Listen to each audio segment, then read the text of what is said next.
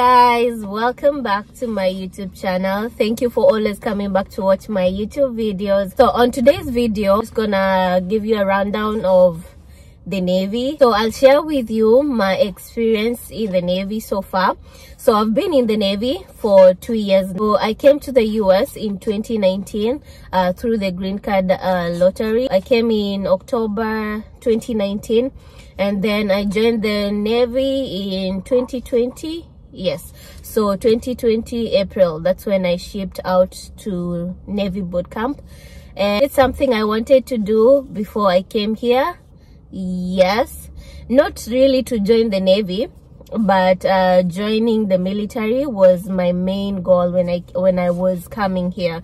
So I didn't want to go to school because I was already in school in Kenya. So I had just finished my degree, and it was a degree in statistics, and I felt like, you know what, I think I've had enough of school. I need a break, and I was like, let me join the military and just see how it goes. And also the second reason why I joined the military was because I want to be a pilot. So going the normal route of being a pilot, like paying for your school fee in a pilot school, it's very expensive. I think the minimum you can pay is around 70,000 US dollars, and so I cannot do that. So I opted to join the military because they will give me a training in piloting, and I'll be an officer, fly for them, and then hopefully I can transition into the civilian world and be able to fly the commercial flights. So those are the two main reasons why I joined the military. So guys, I've written down some notes. So if you see me looking down, it's because I am reading the points from my book so that I don't forget anything.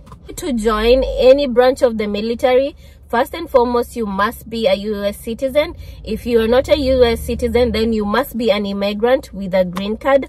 So those are the only people who can join. For those people who ask me, can I join if I'm in Kenya? No, you cannot join while you are in Kenya. You have to be here, and you must have your green card for you to actually join any branch of the military. So that's the first thing you should know. Point number 2 is, before you join any branch of the military, make sure you have done your own research. Make sure you know what kind of branch you want to go into, because all branches are different. Don't just join any branch because you know your friend joined or you see somebody else in it. You have to be specific. So I'll tell you, for example, somebody like me, I wanted to join the Air Force, but for some reason I got swayed and I joined the Navy.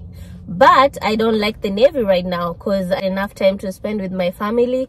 And also number 2, I don't like being on the ship. It's a very depressing place for me. So every branch of the Navy, they have their own MOS. So an MOS is the military occupational specialty.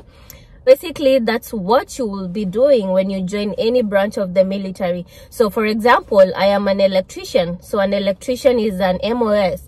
So you can join as an engineer, you can join as a supply specialist, you can join as an operational specialist. And also make sure the kind of job that you're choosing will actually benefit you once you get out. So don't just choose a job because, you know, it sounds cool. For example, I'm an electrician. So if I get out of the Navy, I'll be able to work in the civilian world, because I mean, there are electricians in the civilian world. So make sure, like, whatever kind of job you're taking, it will give you a very easy transition when you're going into the civilian world. Point number 3 is you start the process. For you to start the process, it's very easy. It's not like for example, Kenya. I know it's very hard for you to join any branch in Kenya because, you know, of corruption. But in the US, it's very easy. All you have to do is walk into their offices, tell them I want to join the Navy, I want to join the Air Force, and immediately they're going to start the process for you, as long as you are a citizen and you also have your permanent resident cards.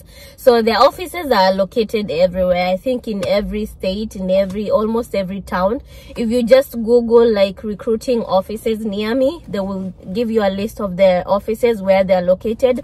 and all you have to do is just walk into the office, talk with the recruiters, tell them what you want, tell them your main goal of joining whatever branch you're joining.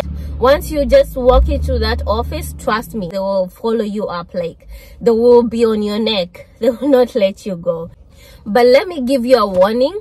When it comes to recruiters are liars.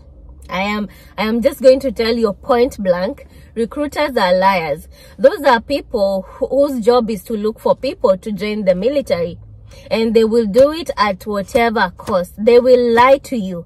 One of the things they love lying about is the job. For example, if I go in and I want to be an engineer, but there are no engineering jobs available, so what they will do is they will try to convince me to take a different type of job, and then they will lie to you and they will tell you, if you join, then I will help you change your job. That's a very, very white and black lie. They are lying. They cannot help you change your job. Once you have picked your job and you have signed your contract, you cannot change your job. The only way you can be able to change your job is if you are no longer qualified to do your job once you're in, or if you get injured and you're not able to continue doing your job. So don't let a recruiter lie to you that, you know, if you go, after boot camp, I'm going to help you change your job. They are lying. They're not going to help you do that. They don't have the powers to do that. Their job is to convince you to join the Navy or the military branch that you want to join. That's their job. Once you're in, you're out of their hands. They don't know where you end up. They don't know where you land, unless they're actually caring and they're following up with you. But most of them are liars, so do not accept them to sway you from your, you know, whatever dream that you have. So once you're done talking to the recruiters, you've already done your paperwork. The next thing is to go to MEPS. So once you get to MEPS, gonna do your medical assessment. So here they will screen you. They will screen everything about you from your head to your toe. They will look for any scars that you have. They will look for any tattoos. They will look for anything to make sure you are in the right physical shape for you to join the military. Because some people join in with some injuries, and then once they're in, they will blame the military. That's why they make sure they screen everything about you. Every scar in your body, they will get to know about it. Everything. So that's medical. Number two, what happens at MEPS is you are going to take an exam. It's called an ASVAB. So that's an aptitude exam. This exam will basically help you choose the kind of job that you want. So if you get high marks, you get a better job.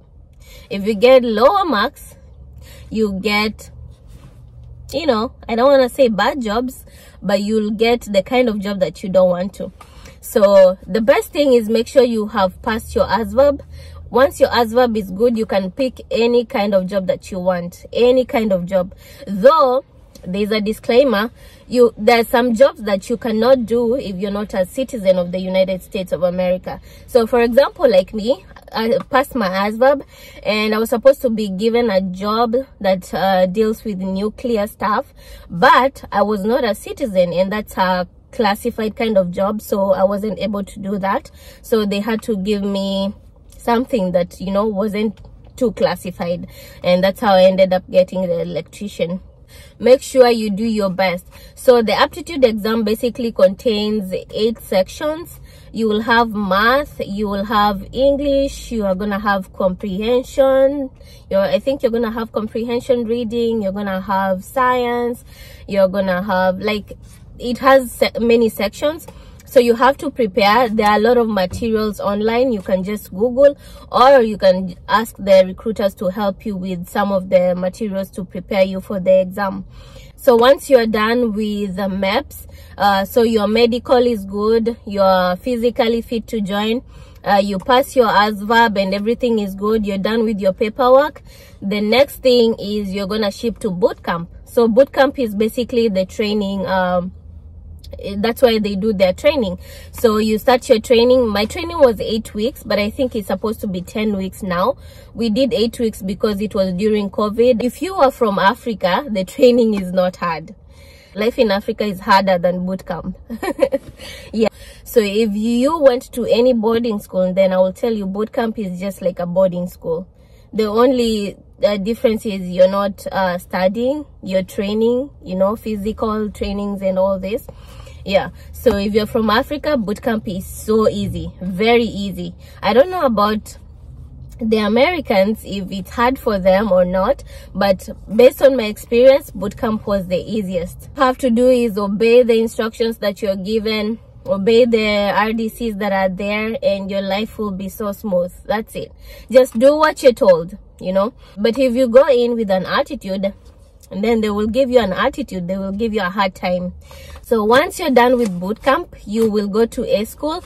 A school is basically where you get to learn more about the kind of job that you will be doing in the Navy or in any branch of the military that you will be in. The time you spend in A school is not, I wouldn't say it's the same.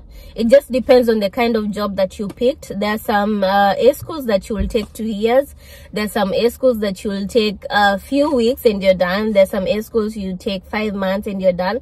So it just depends on the kind of job that you have chosen. So for example, mine as an electrician, I only took 5 months and I was out. Once you're done with A school, what they do next is they will deploy you to your first station, and then now you begin your naval career.